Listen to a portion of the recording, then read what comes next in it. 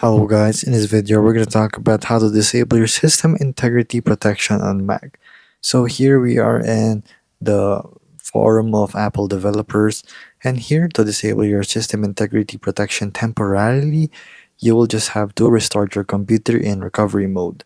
So you will have to just boot it using Apple Silicon. So the first thing you'll have to do is make sure your Mac is turned off. So of course I can't show you if my Mac is turned off, so I'm only showing you the guide.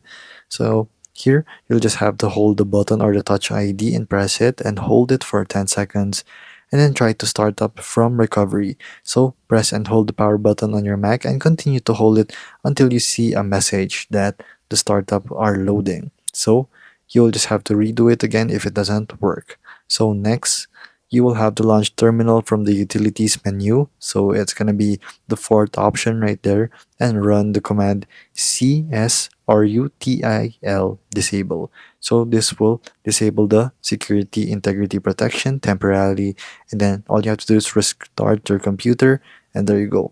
So a warning is that if you disable your SIP, you will have to perform necessary tasks and re-enable it as soon as possible.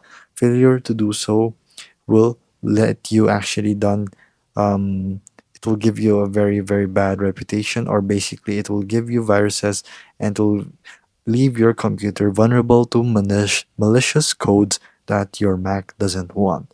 So there you go guys, that is how you actually disable your system integrity protection on Mac.